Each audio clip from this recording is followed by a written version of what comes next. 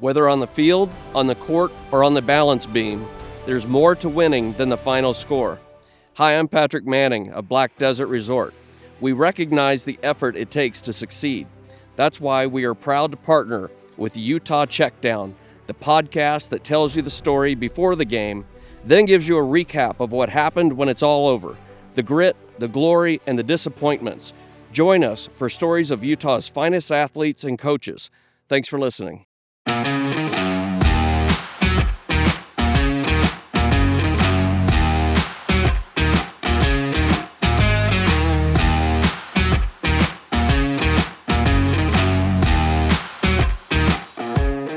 You're listening to the Utah Checkdown Podcast. And now your host, Josh Furlong.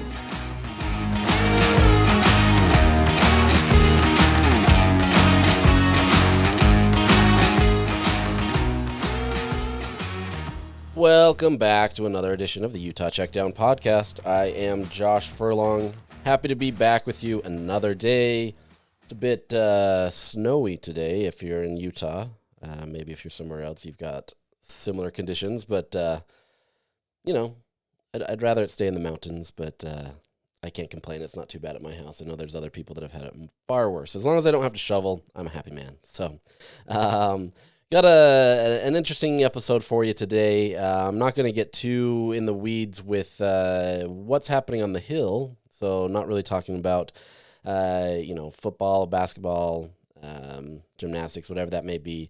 I wanted to talk to you about kind of some of the things that are shaping up in college football specifically, because there's that, and then there's, these ramifications have some in the other sports as well. But want to get into that, so we'll be talking a little bit about the talk of expanded playoffs that have been going on this week.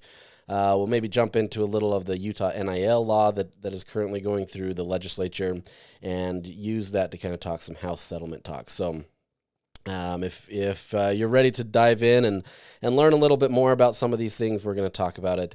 I will bring some, how this is going to impact Utah into these things, and so it'll definitely have that. But this isn't going to be your typical podcast where we're talking about the respective Utah teams and kind of how they're doing. So just kind of previewing that. If you've already clicked off, I'm sorry.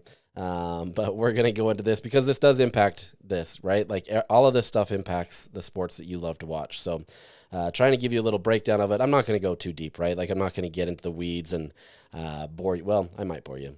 The fact that you're even listening to me is pretty amazing. So we'll get into that. But let me first tell you about our partners, Black Desert. At Black Desert Resort, you can truly indulge in luxury your way. Whether you choose a sleek studio or an expansive 4-bedroom suite, you're just moments away from teeing off on a championship golf course. Savoring top-tier dining, relaxing poolside, or exploring the rugged beauty of southern Utah. Whatever thrill you seek, it's right outside your door. Your journey awaits at blackdesertresort.com. Get lost and find luxury.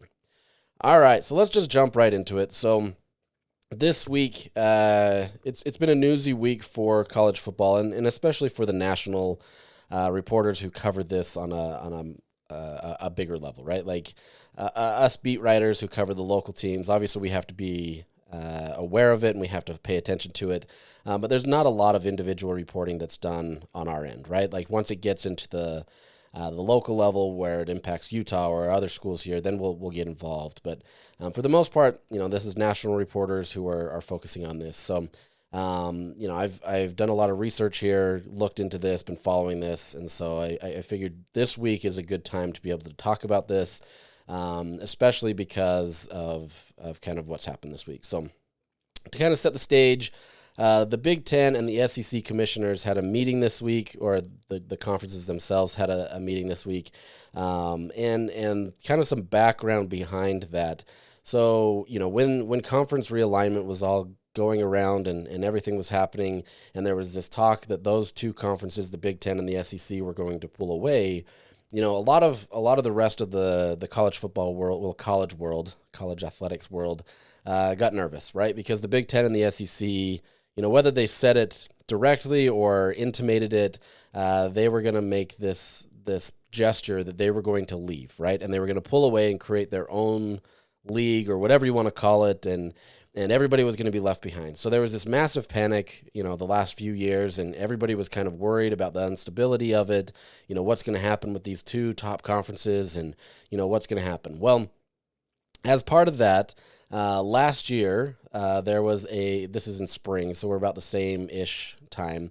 There was a signed memorandum of understanding from all 10 FBS leagues and Notre Dame, the athletic director from Notre Dame, because they're independent, basically acquiescing all control of the college football playoffs and largely a lot of what this, what college football will look like to the Big Ten and the SEC. They felt like this was a great opportunity to give them the leverage that they wanted without blowing up the sport. And you can agree with that or disagree with that. Honestly, I would have been fascinated to see if the Big Ten and SEC actually had the cojones to be able to do it and actually pull away, because the reality is this would have been a nightmare. You would have completely blown up college athletics as we know it, and there would have been lawsuit after. You think there's lawsuits now because of the NCAA and all that stuff. This would have brought on a ton of lawsuits, and it would have brought on legislatures that would have been upset and made this difficult. You see that in college sports all the time. Anytime something happens, state legislatures want to kind of do different things to be able to change this or make sure that there's not anything that's going to hurt it. You've seen in other states where, if X team is going to leave, you have to pull along this team with you to the new conference, whatever that may be. There's a lot of these things that can happen. And maybe that's some of that is, not really enforceable. Some of it may be, it would have been really fascinating to see, but it would have been interesting to see the rest of the leagues or the conferences kind of call them on their bluff, right? And not acquiesce all this power. But that's neither here nor there. This is what happens. The Big Ten and the SEC, they essentially have control. Well, they do have control of the college football playoffs from 2026 on. There's a 6-year deal with ESPN and the college football playoffs that'll go through 2031. So essentially, however these two commissioners or these two leagues want to dictate the college football playoffs, that's exactly what's going to happen. Now, this is a business, and you have to be able to work with other business partners. And so they're going to try to do stuff that's going to, not completely get the rest of the 8 conferences completely upset with them, but at the same time, there's nothing to stop them. So essentially, this is the last year of where the entire FBS controls the how it works, right? So, for example, the 12-team playoff right now, where you have the top 4 seeds and then they're slated into different things that way, that has to be changed by unanimous consent, right? So if they wanted to change the upcoming playoffs, every single commissioner in those conferences would have to unanimously approve of it, or else it stays the same. And so some of the conversations that we're having this week related to this, because a lot of these commissioners felt like it was not fair to be able to have these top 4 seeds, right? Where, you could have a team that is, a 2 seed, but they're the number 2 seed in that conference. Let's look at this. Let's say it's Ohio State and Oregon. Well, Ohio State gets in as a top seed because they win their conference, or Oregon is ranked number 2 and is probably clearly the better team out of the rest of the teams, but they get slated into the 5th best spot because that's how it lands. And, there's not a lot of advantageous spots and different things that way. And so there is this push to be able to change it in 2025.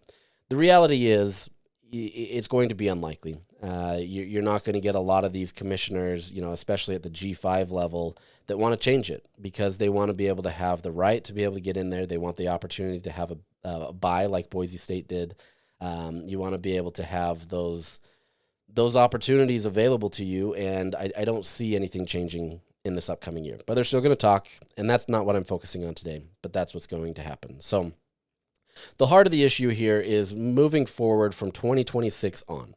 And there's been a lot of push, and, because there's been so much push to this, that it's most likely going to happen. And I'll give you kind of the background, set the stage, and then kind of give thoughts on how it impacts Utah or local teams, kind of my general thoughts covering the sport on this kind of stuff. but I'll give you the background of what this is. So essentially there's two options available on the table right now, and they're weighing whether you want to expand to a 14-team playoff or a 16-team playoff, okay? And so, there's not a lot of differences between these two other than, deciding on how many teams there are. Now, there are differences, and I'll break that down. But with essentially what this does is they want to try to get more money, right? You want to be able to get more games. You want to be able to get more inventory. And all of this stuff essentially is just to try to get more money. And so, you're blowing up college sports in a way just to be able to find a few more dollars here and there, right? That's what conference realignment's been. That's what expanding the playoffs has been. And that's just the nature of it, right? You're hearing that conversation being had about the, March Madness, trying to expand it from 68, expanding to 4 extra teams from the 64 to get that play-in game. That met some frustrations early on, but at the same time, it wasn't too bad. Now there's talks of potentially going to, I think it's 76. You have a bunch of play-in games to be able to get into the tournament. Honestly, it becomes a nightmare, and you're ruining a product that has been so successful, and why mess with it? But, all these conferences, they want to have more teams in there because then they can get more money out of that distribution. So money is king, and if you haven't learned that about college athletics yet, where have you been? So with that in mind, beyond the money, that's going to be the undertone of all of this stuff. What these conferences want, and especially the Big Ten and the SEC, is they want more teams in the college football playoff, right? And it's not even the fact that they are expanding it with the hopes of being able to get these teams in there. They're expanding it to automatically put their teams in there. And so what would happen is no matter which format you have, whether it be the 14 or 16, how it would be distributed is you'd have 4 automatic qualifiers from the Big Ten, 4 from the SEC, and then the ACC and Big 12 would each get 2. So you've got 12 teams right there. And then beyond that, depending on whether you go 14 or 16, there's always going to be one spot to the highest ranked G5 team. So, that's the Boise State this year. And then you've got, depending on 14, it would be one at-large spot, but that is guaranteed to Notre Dame if they're ranked inside the top 14. That has already been agreed upon, so there's nothing that's changed there. Nobody is disputing that. That's already there, okay? Now, if there's a 16 team, now you get 3 at-large spots. And if Notre Dame's involved, then you essentially have 2. And so that gives 2 extra teams an opportunity to get in there. Obviously, the Big Ten and the SEC, they feel like they're in a position to be able to say, hey, look, maybe those teams could be ours. But you know what? We're going to be generous and not automatically guarantee that, right? And so you're essentially just saying that rankings do matter, but at the same time, they only matter in the sense of how they relate to their conference to an extent, right? And so the top 4 Big Ten teams, the top 4 SEC teams will go in, top 2 ACC, Big 12 teams, those teams will go in, and it creates a system where they're trying to essentially limit what the selection committee does. They don't like the system that was created, and yet these are the same people that created the selection committee. They're frustrated. You heard the arguments about Alabama being left out this year. I mean, the reality is you got to win those games, but we're going to continue to put more teams in there just so that we can make more money. And that's not to say that Alabama couldn't have gone into those playoffs and won any of those games. Like, that's the nature of the playoffs. That's the nature of a team like Alabama that just has more resources, has more opportunities, at least traditionally, that make it tough, right? And so you could easily put a team in there and they go on a run and you're like, see, Alabama should have been in there. Well, their season didn't do that. But that's not what these commissioners want, or at least these 2 commissioners. And so they want to have these automatic qualifiers. So essentially, you've got all these teams in there, and there's not a lot of wiggle room in terms of how that's done. So what would happen is in a 14-team playoff, the top 2 seeds would earn a bye. So only 2 teams would get a bye, and then you go into that, that 12-team playoff scenario. You'd have all these games. Ross Dellinger from Yahoo Sports did some historical data dating back to 2014 to kind of see how this would shake out, to see if those automatic qualifiers lined up essentially with how many of these teams make it to the playoffs, or at least would make it to the playoffs under this model. Obviously, we've only had 1 year of expanded playoffs, and so you can't fully say what that is. Some of these selection committee rankings may have been different, but based on what we have, looking at the rankings ahead of conference championship weekend, because it's the most fair look, or equal because there's some teams like a Notre Dame or other teams that aren't in there, this is kind of what he looked at. And so he used the current conference affiliations. So Utah would be in the Big 12, USC, Oregon, they would be in the Big 10, that kind of stuff. And he looked to see, for the last, 11 years, 10 years, whatever that is, how many teams would come from each conference. And so essentially it averaged out to the SEC would get 4.7 teams every single year, dating back to 2014. Big 10, 4.6. So essentially they're about the same. There is a drop-off where the Big 12 is next at 2.1 teams, ACC at 1.8 teams, and Notre Dame 0.45 teams. They basically get there every other year. A G5 team is 0.27. They're not there that often based on how this goes. And so, some people can look at that and say, based on the historical precedents, the SEC and Big 10, they should have 5 teams in there, right? They average about 5 teams in there based on how this would expand. Big 12 and ACC are right in line with their 2. Notre Dame, G5, you're willing to do this. And so it's easy for the SEC and the Big 10 to say, oh, see, look, we're doing you guys a favor. We generally average about 5 teams if this were to happen, but we're only going to take 4. This is a great talking point if you're them. You make people feel good, make you feel like we're giving you something, and everything's going to be good. Now, look, the reality is the Big 10 and the SEC, for as long as football has been around, or at least in any of us that can really remember, these 2 conferences have generally dominated, right? Obviously, Texas, Oklahoma, they were in the Big 12. There's been some ACC teams, Miami, Florida State, Clemson. Obviously, there's teams that have won. But by and large, the SEC and Big 10 have won the most at the highest level, right? I don't think anybody's disputing that. It's not like anybody's looking at these 2 conferences and saying, like, we're not getting a fair shake compared to them. Maybe in terms of how you're rated and kind of perception, sure.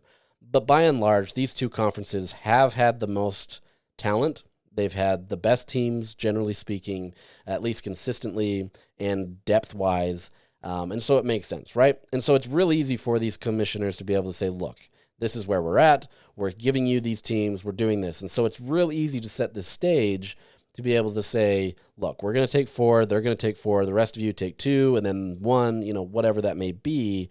And it looks like this easy model. Okay? Keep that in mind.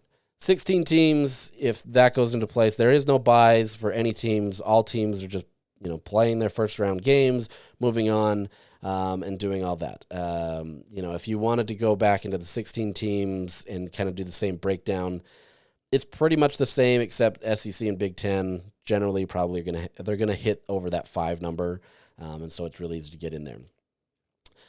So that's basically the background of what is they're trying to do, right? They want to be able to establish this precedence, to be able to give them power, but also to be able to give them automatic qualifiers into the conference or the college football playoffs. Man, I'm all over the place. Sorry. Which, it's not necessarily a bad idea to some extent. It allows them to be able to get in, but there are some nuances to it. Essentially, they do not like how the selection committee is doing this. They don't like how it's being judged on subjectivity. They all sit here and complain about they need more. Coaches complain that there needs to be more coaches on there. There have been coaches on there. There continues to be people that understand the sport. They get in a room, and you can have some group think, and you kind of all start thinking the same and kind of coalescing around teams that, really probably wouldn't have been there if anybody objects or whatever. But by and large, the selection committee has generally gotten these rankings right? I mean, it's hard to say fully, whether a team is 4th or 5th, you never know, and it depends on how a team is getting hot, and all it takes is matchups being right, and you can do it, right? We all understand that. That's the same way in March Madness. That's why a 16 seed can, every once in a while now, beat a 1 seed. 2-15, 3-14, those types of things. It happens, right? All it takes is a bad matchup, and suddenly a better team on paper and probably in general is upset, and this team goes on a run, and we call them the Cinderellas, right? That's exactly what this is, and we love that in college basketball. Everybody loves the Cinderella story. Everybody's cheering for St. Peter's to go to the Sweet 16, to the Elite Eight, or do whatever it is. But in college football, it's the opposite. It's completely flipped. Everybody, and not everybody, I'm using that as a collective term. Everybody wants to see the top powers win. Now, some of that changed, with this 12-team playoffs, where you wanted to have some of these underdog teams come in there, a Boise State, an Arizona State come in there and wreak havoc on it. But at the end of the day, Ohio State, the one with, arguably one of the most dollars associated with the athletic department and how they spend, won it all. That's just it. And people celebrate that. And that's good. Like, that's fine. That's the way college football is. But you see it's kind of backwards to how college basketball is, where you're rooting for the underdog. That's why Gonzaga became kind of this team that everybody loves so much, is because for the longest time they were that Cinderella team. And then obviously it morphed into them being, this maybe not quite a blue blood, but a consistent team inside the NCAA tournament that can go deep, that can be one of the best teams in the country. It happens, right? So all that to say, they're trying to basically eliminate a lot of what the selection committee is doing. They want to be able to go off seeding. Obviously, they would rank these teams and put them in and say, okay, this team is better than the other. But by and large, it would be kind of already set. The top 4 ranked teams, and you could argue that, this isn't going to change arguments. It's not like suddenly, Alabama should have been 4th instead of 5th, and they got left out, that kind of argument.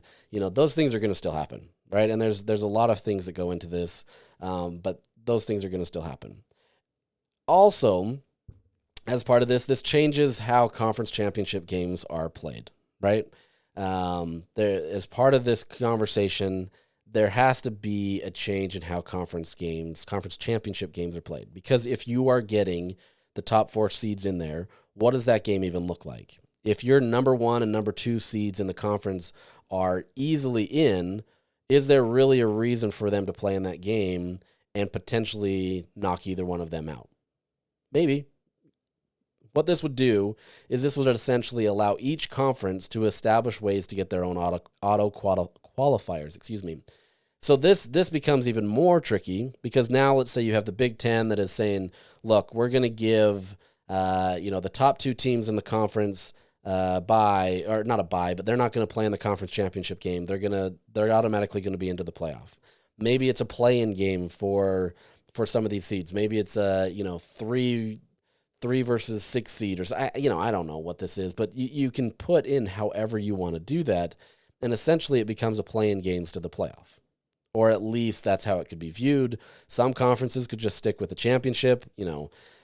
Texas plays Georgia in the championship game for the SEC game. Both teams are essentially going to be in the playoff. Doesn't really matter if either one wins or loses, but what value does that game provide?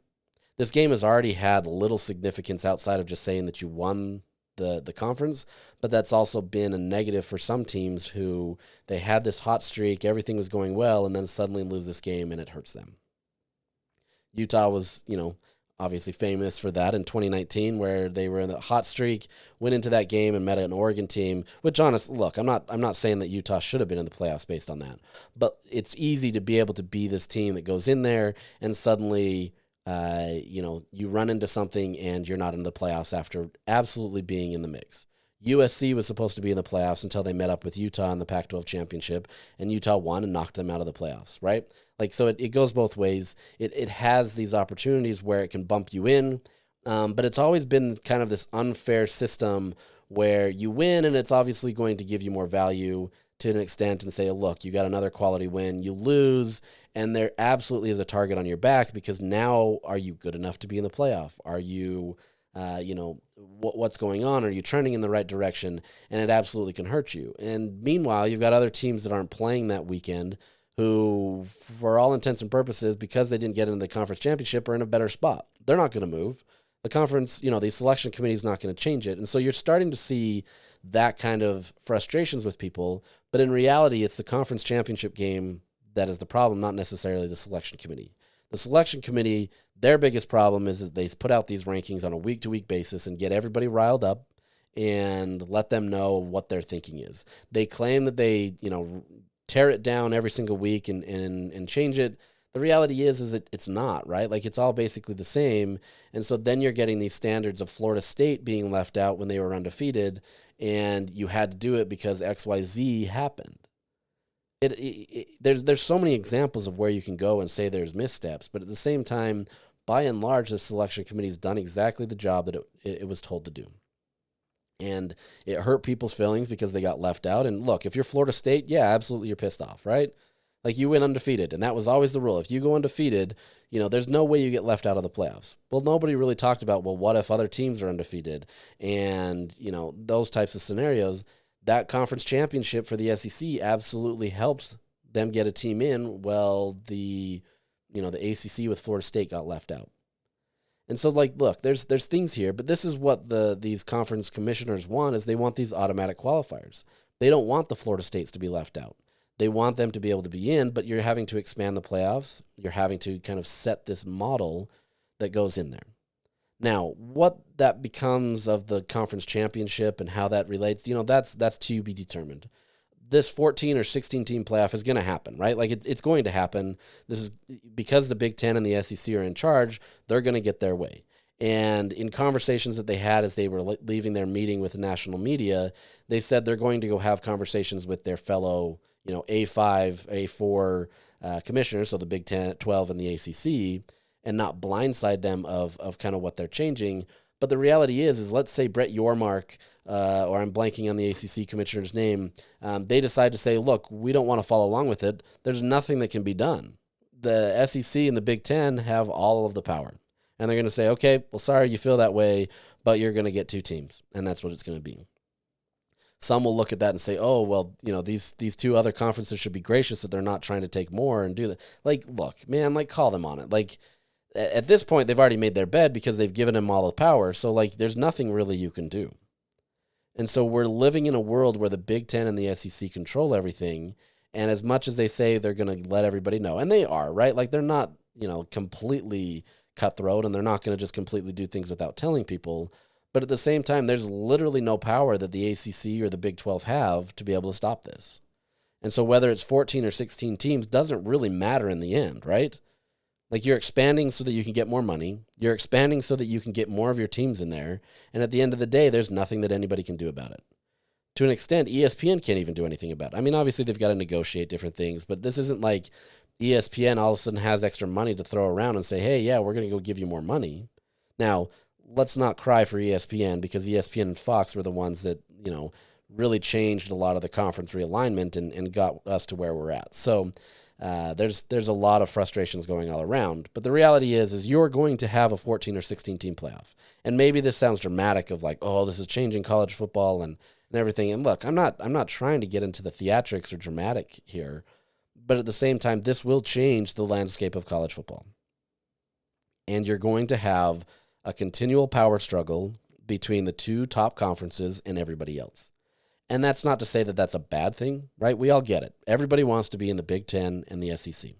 And there's talk about, maybe in the next conference realignment that they change and suddenly it turns into, a power structure where the top, 50 or 40 or whatever teams go into these top two conferences, and there's relegations or whatever that may be. Who really knows? The reality is the Big Ten and the SEC are controlling it all anyway. So whether you don't think that it's here yet or not, it is. And so you've got these two conferences that are going to do whatever they can to try to get the most money that they possibly can.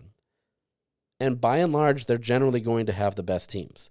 But that's not a guarantee. You've got now NIL, you've got a transfer portal, and as we've seen, all it takes is for a good transfer class to be able to come in, hit right, and suddenly things change, right?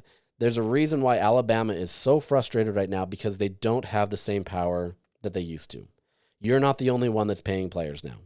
Now you've got Arizona State that's paying players, and they can get into the playoffs. Now you've got SMU, which has unlimited funds, and they can go pay players, and they can get guys in there, and they can turn over a roster. And suddenly all those 4 or 5 star players that were guaranteed to go to Alabama or Ohio State or Georgia or Texas, That's not to say that they're not still going there, but there's potential for you to pull them over to your team. And as long as you're willing to pay, you're going to be able to get some talent. Now, obviously, it all has to come together. Like, just because you buy talent doesn't mean that it happened. Like, that we get that, right? Like, I think we've seen that long enough now that it doesn't guarantee it. But if you get a good coach and you get a good system, there becomes a lot more parity. So this is a real short-sighted system just to be able to make a few dollars. And I say a few, knowing that these are millions, I get it. But the reality is a few $1 million really doesn't change a lot, right? Let's say you get $2 more million for having Alabama in the SEC or in the playoffs this last year. Is that really going to make a difference? I get it's not just $2 million, but like these dollars aren't really that much when you think of it. Like, these guys are signing contracts for millions of dollars just to play. You've got, $60 million being distributed, but now you're getting a settlement of different things that's going on. Like, this money is fluid. And yes, you're always needing more money to be able to compete, but it's just an arms race, right? Like, you're always going to continue to fight for more, and you're continually going to change the landscape of college football or college athletics in general just for a few more bucks. That's the nature of what we do. And so that's where we're at now. So you're going to have this happen. You're going to have this 14 or 16 team playoffs. The reality is this is going to be, I don't know that it provides necessarily any more of a competitive advantage. 1 year of a 12 team playoffs doesn't going to tell us everything, right? Like, we get it. 12 teams, obviously it was fun. We were excited. There's an opportunity to be able to have your team in there. You're excited for that because everybody has an opportunity to now be in there. That was one of the biggest talking points of the Big 12 is from a lot of these teams is we have a guarantee in now. And that's great. Like, look, that's a huge situation. Arizona State, which was picked last, there was no way in hell that this team was ever going to be able to be there, right? Under a 4-team playoff, like, you're not even thinking that. But because there's a way in now, Arizona State had something to fight for. And that's not to say Arizona State couldn't have been good without that as kind of a measuring stick. But now you've got something to fight for. And when things start to go well, suddenly you're in this race for the Big 12 championship, and suddenly you're in this race for the conference or the college football playoffs. Every team has that. Indiana suddenly got hot, and they were involved in the college football playoffs, right? Like, you have teams that have never been involved with that now in there. But at the same rate, are you giving up what you could have had just so that other teams could be able to get what what they want, right? Okay, yeah, you got one team in. Now we're going to give you a second team. Oh, look at how gracious we are, and everything is going to be great. I'm not saying it's not, right? Like, those numbers bear out that way. The Big 12, on average, has only gotten 2.1 teams in if this were to be expanded. The ACC, 1.8 teams. So it's not like there's this huge injustice here that the Big 12 or the ACC continually get, 4 or 5 teams in there, and they're going to be the ones left out. The reality is those numbers bear out fairly consistently, and it has been that way. But we're also looking at numbers from before the playoffs, from generally before NIL and the transfer portal, and now kind of this era of change. Each year, there becomes a little bit more parity because that recruiting class and those different things, that talent pool becomes, I don't want to say diluted, but it allows you to be able to spread it across the country more. Like I said, Arizona State, Colorado, all these teams, they can pick up a lot of these players that were never going to be available to them before then. Even when Deion Sanders, came to coach, if there was no transfer portal the way that it is now, he's not getting that same talent class. And then he has to go through the recruiting process that everybody else had to do. There's a lot more parity in college football than there ever has been. And that's why, as frustrating as it is for some people to get the whole NIL situation and the transfer portal situation, there is huge benefits to every single program if you balance it right. Texas Tech right now is going through a massive shift in how they operate. They're focusing heavily on the transfer portal, and they're getting a lot of talent into Lubbock, Texas, a place that, generally speaking, nobody's going to go to when they think about playing high-level football. That's not a disparaging comment towards Lubbock, Texas. It's more just a look at the nature of college football. If you can go play at Alabama and get the same amount of money or get the same amount of attention, or go to Lubbock, Texas, like, I think you're probably going to choose Tuscaloosa, right? And not that Tuscaloosa is some hotbed, like LA or something where, you're living with celebrities and everything. Like, no. But at the same point, like, that's where college football has coalesced, right? You're going into these Ohio States, you're going to Alabama, you're going to Georgia, Florida, all these places, and now the SEC is changing where they don't have that same recruiting advantage. So with that, you have more parity and you have changes. And so it's easy to say, oh yeah, because the way that it has been, we should always get this. But here's the thing. There's nothing to say that, let's say 3 teams from the Big 12 are inside the top 5, right? And we'll just say that Notre Dame makes it into the playoffs just to make this easy, okay? So we could say you could put teams as 1, 2, 3. You could put them as 1, 3, 5. It doesn't really matter here. The reality is the Big 12 is only getting 2 teams into the playoff, even though you may have 3 of the top 5 teams in the country, at least according to the rankings. And if you're in a 14-team playoff and Notre Dame gets in, there's literally no other at-large bids. Where's that outcry going to be? Suddenly now a team that is ranked 15th, because they're in the SEC, gets in. Now look, I'm not delusional to think that suddenly all of a sudden the Big 12 is going to get 3 of the top 5 teams in the country, but I'm also not stupid enough to think that that can't happen. It hasn't happened lately, but that doesn't mean it couldn't. This last year, the top 3 teams, at least according to the rankings, were Arizona State, BYU, and Iowa State at the end of the season. If all 3 of those teams were somehow in even the top 10, top 5, what happens? You now have a situation where, okay, the Big 10 gets their 4 teams in, the SEC gets their 4 teams in, and some of those teams are going to be ranked less than the others. Oh, but because they come from a conference that wins at a higher level or whatever, you can say whatever you want. Now suddenly you've changed. And so if you're, BYU or Utah, locally, what does that do for you? Okay, yeah, you have this guaranteed piece into the playoffs. Cool. You've got 2 spots. And I'm not saying that you should be upset if you're not in those top 2, but if you're, the 3rd best team in the Big 12 and 2 other teams are ahead of you, but you're ranked inside the top 5, top 8, and you miss the playoffs, what kind of outcry is going to happen? It's going to be the same things as a Florida State. Now, maybe not to the same level. They were undefeated, right? I'm not trying to make that comparison.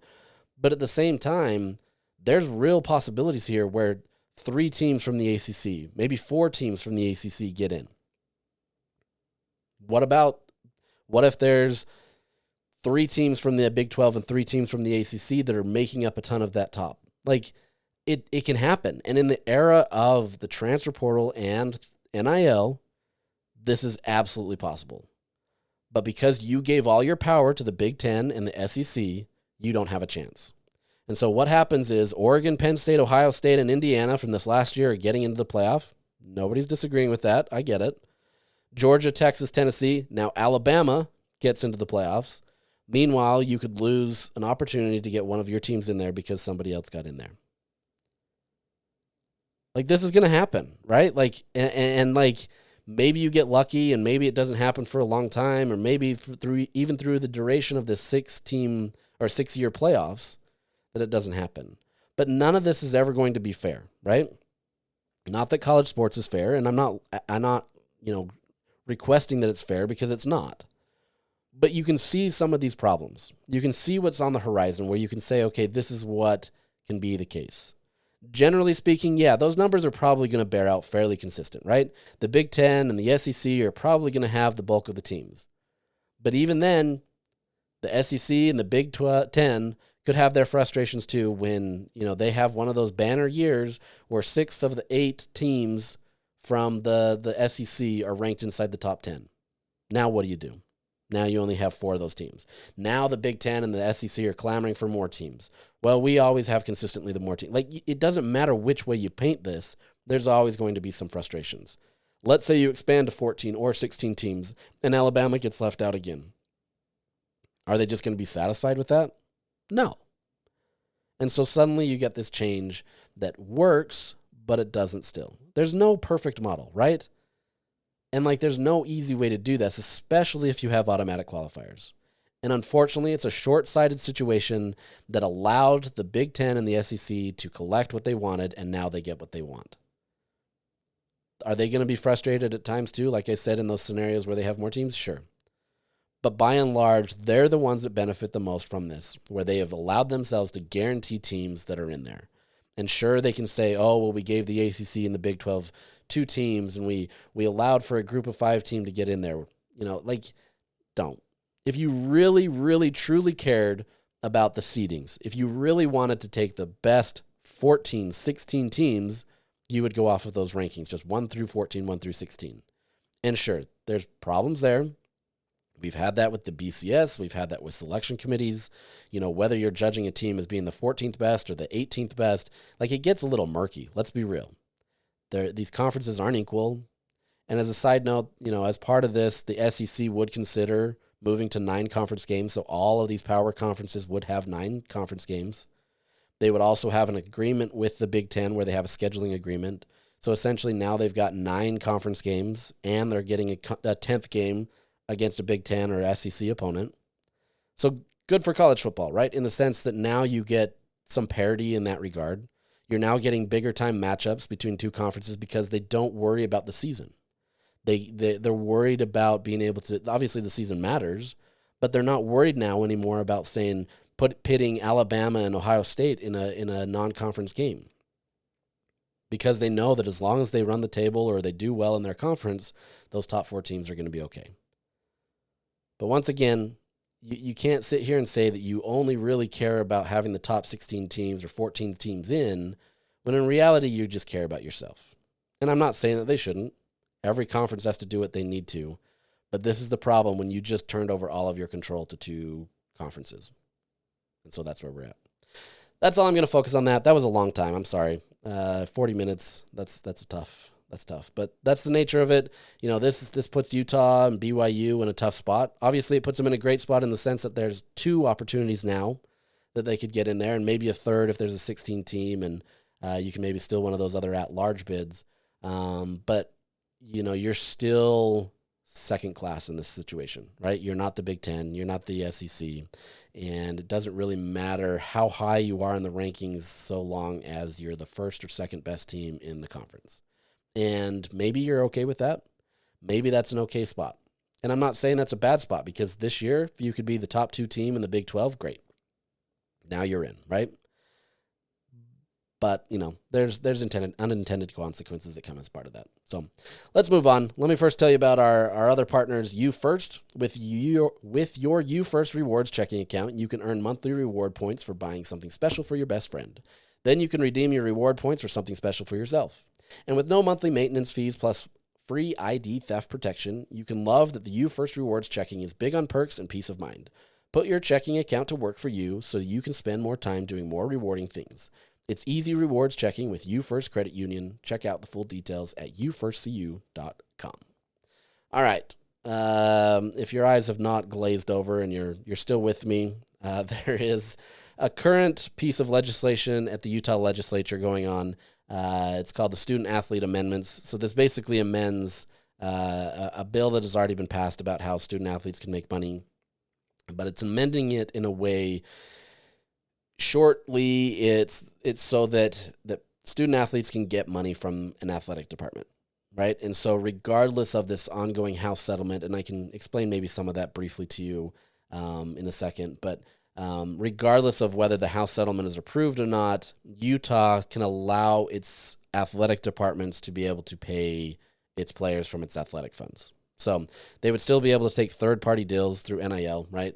But at the same time, this is something that would allow them to be able to just do this on their own, regardless of whether the NCAA moves this way. The NCAA will move this way, and I'll tell you why in a bit. But this essentially is just kind of a double down on it. It codifies it. It's in there. So essentially, without getting too much into the weeds, and there's not really a ton here, honestly, though, it basically just says that compensation can be made from the university to provide NIL benefits for players.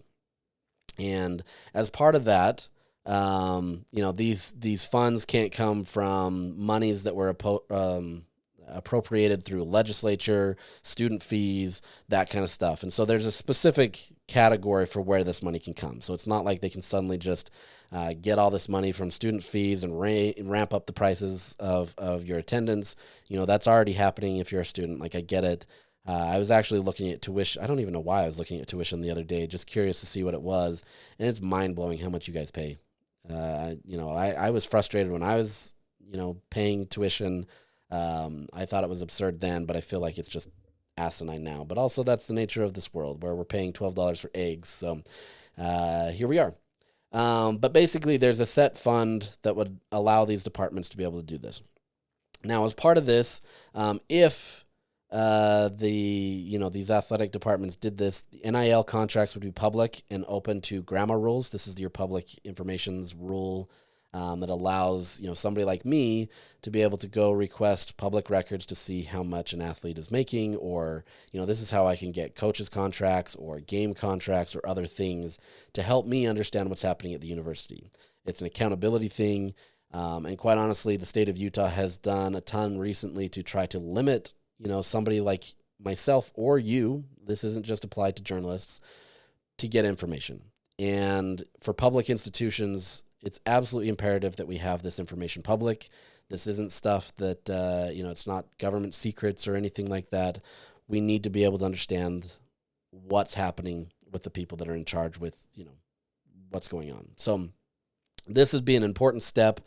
I'm curious to see how it works. Honestly, I have outstanding grammar requests that continually get pushed down the aisle. Like it happens. So, people find ways to thwart it.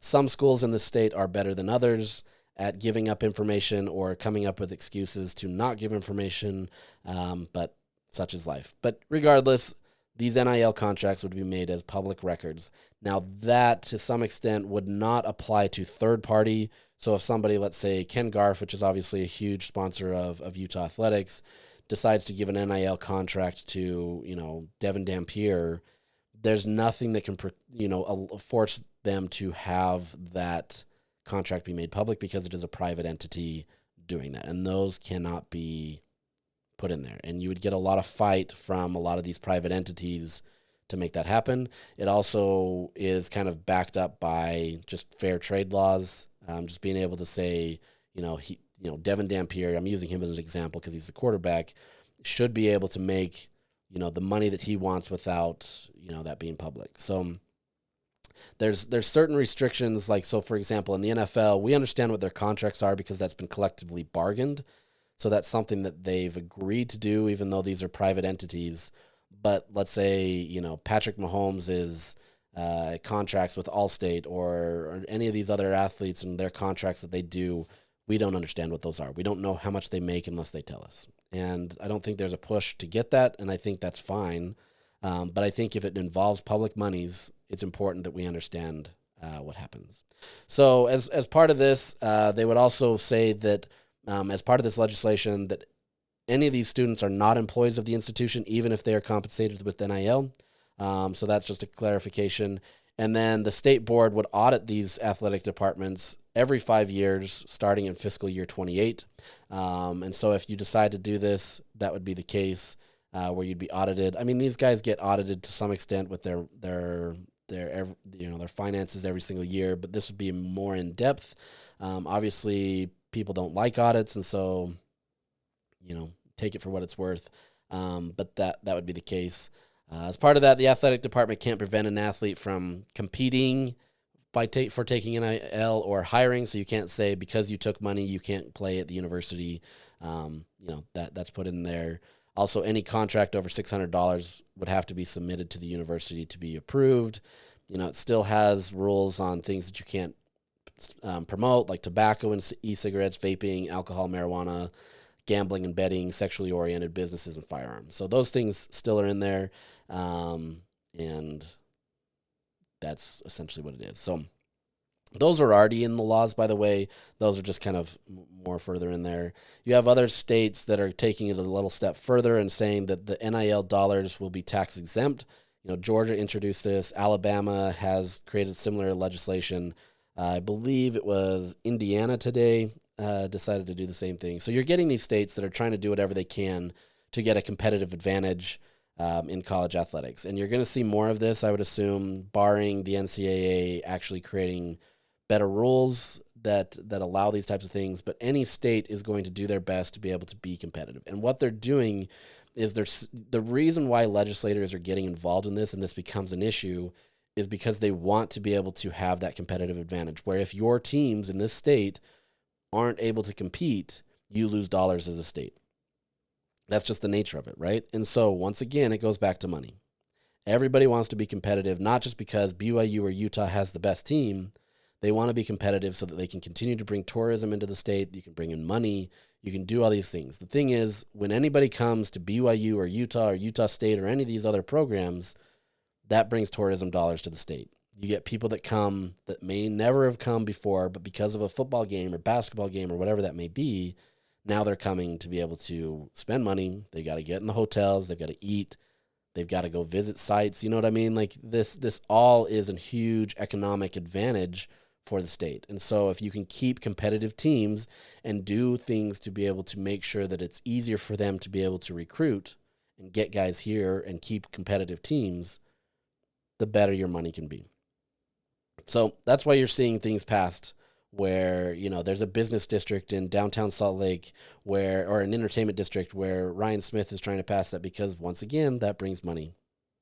And so you're going to see a lot of legislation, maybe not a lot, that's maybe an exaggeration, but you're going to see legislation from a lot of these states that are going to continue to try to find nuances in the law or ways to create new laws to help that. Utah's is essentially just guaranteeing it, that you can pay regardless of what the House settlement is. They now have an opportunity to get money from the athletic department. So, you know, nothing too earth-shattering. This isn't something that's too crazy, but wanted to read you in on that. And then lastly, just with the House settlement, it's getting close. The biggest deal here is last week when Trump got into office, he changed a rule that the Biden administration had put in place that would require Title IX laws to be enforced on the payments. And so what happened is, as part of this House settlement, and I don't need to get into the nuances of it because it's a lot, but essentially this allows athletic departments to pay players, and they can, you know, diversify that money to whichever sport they want. At least it has to be distributed, but you can put 90% of the football program and then remaining 10% for everybody else. The Biden administration had made a Title IX argument saying that those payments have to be made equally. Trump's administration and the current Department of Education has argued that, you know, there's nothing about Title IX that says how revenue is generated or how that should be distributed. And so we're basically back now to that system where that House settlement, there's nothing precluding it from going forward. A judge has to essentially agree to this. So there's, you know, all these athletic departments are operating that this is going to happen. I know the University of Utah has prepared for this for the last few years. They're getting ready for it. I'm not entirely sure their readiness for it or if they have a full understanding of everything that needs to be done, but they're fully aware of what's going on and what they have. So essentially what would happen is this would give a $20.5 million annual cap for the athletic departments that they could spend. You don't have to spend the full $20.5 million for your athletic department out of your own athletic funds, but that's the cap, right? And those will be tracked by the NCAA. At least they say so. They've got a system that they're developing that works similarly with what the NFL uses and other professional leagues to be able to track this cap. Now, I don't know what necessarily the penalties would be. I haven't gotten that far into it. But essentially, you know, athletic departments, and I don't see a lot of athletic departments that would even come to that 20 million number or go over it. There's a few that could, but at the same time, for the most part, you know, most teams are going to stay under that. Now, as part of that, if you do decide to opt in, you have the chance to opt in. Schools don't have to be a part of this, and you can do it on a year-to-year basis. You have to opt in by March 1st of this year.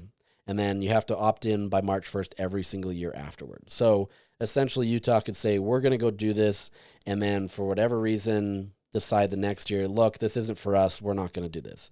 There's different rules that apply whether you opt in or not. Essentially, if you opt in, you determine the level of benefits to each sport. So the school gets to determine that. That's not based off conference affiliation or anything. It's based off the school. Schools can't bring a legal case against the NCAA or the conference related to this kind of stuff. So if you decide to opt in, you can't suddenly make a case that something's unfair and sue. I mean, the reality is you can still sue. You know, anything can be challenged. So That to me doesn't really mean anything. And then scholarship limits are eliminated, and it moves to equivalencies. So essentially, you can have the equivalent of X number of scholarships for each sport. Some sports have increased, so basketball is generally the same. I think they would move only up to 15 or whatever it is. I can't remember what it is now. I have a list somewhere. Basically, it just turns into the equivalency. It's not a set number of limits, so you can spread that out how you want and do what you need to. And then any third-party NI deal over $600 must be reported by the athlete, and it has to go to a third-party NIL clearinghouse. They check to see if it's legitimate, a fair market NIL agreement, and it's not being used for pay for play.